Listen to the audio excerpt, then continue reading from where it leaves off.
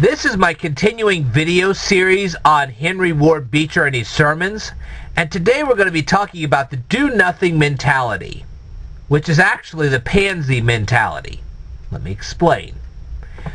Let's say you have two kids on a playground. One kid is pummeling another kid. Now a third kid walks up. Now that kid has several choices as to what he can do about that situation. One, he could try to break up the fight. Two, he could become a human shield and try to protect his friend from getting pummeled further. Three, he could go find a proper authority, whether it be a teacher or actually flipping out a phone and calling 911. He could do that and try to get the fight broke up. Or he could just stand there and do nothing at all and just watch the fight and enjoy it. Or he could flip out his phone and videotape the fight, put it on YouTube, and get a bunch of ratings. He could do any of those things. But God watches you do things like that. And based on what you do, God decides your fate. So, what happens if you try to break up the fight? Or you use yourself as a human shield, or you call the proper authorities to try to get this fight settled before it gets out of hand? God blesses you for things like that. But what God will not bless is if you stand there and do nothing, or worse, you videotape it and you try to hope to get YouTube ratings. You know what? God is not going to let that go down very easily. You might get the job done, but I'll tell you what, there will be consequences. God will see to that personally. What kind of consequences? That's up to God. Do you really want God to lay down a ton of consequences on you because you simply either did nothing, or worse, you tried to profit from this? I don't think so. Now you say, well, what about when you become an adult? Okay. Did I sit idly by while Dan Brown was encouraging people to use expletives on a regular basis? Certainly not. Now, I will grant you that the first time I tried to present an argument against him on this, I didn't do a very good job. And that's because of a presumption that I had, which was erroneous. I presumed that people knew what I knew. And that was wrong. And I paid a price for that. But the next time I responded, I flat out proved the fact that if you use expletives on a regular basis, it can lead to your termination at work, and it certainly can break up a relationship.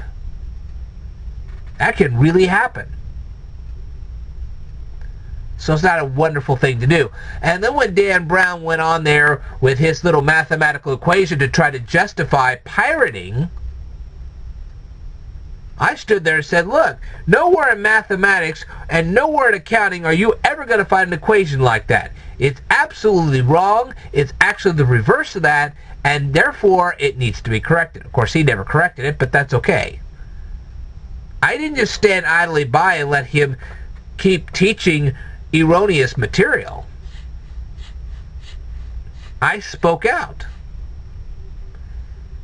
And when I've made mistakes here on YouTube, people have spoken out to me, and I've had to correct my mistakes. I've eaten a little crow here on YouTube myself.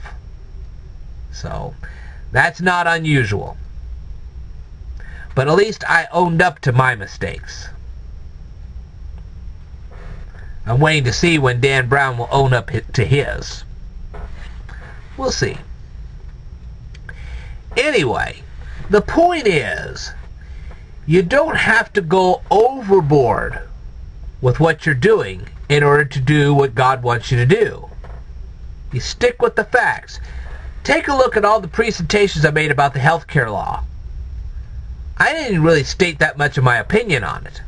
What I did was I told you what was inside. That's what I told you. Take it or leave it. That's what's in the bill. That is exactly what they wrote down. What they wrote is what I'm reading to you. The end. So you could judge it for yourself. You say, well, you know what? He's telling the truth.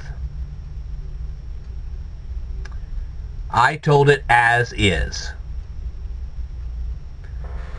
It's the same way with Michael Bloomberg and his quest to get 16-ounce soda cups at every restaurant in town.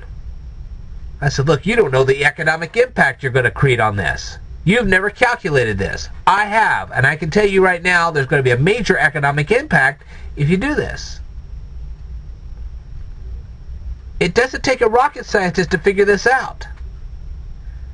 When you have to suddenly change all your inventory after you just created it, it's going to be an economic disaster for you. And that's the truth. But I didn't have to state anything real big time. All I had to do was state the facts. This is what happened as an end result of this. Stick to the facts. You don't have to make a stupid presentation to get your point across. And I've learned that myself. I've done that a couple of times myself, and I was terribly wrong, and I apologize for that.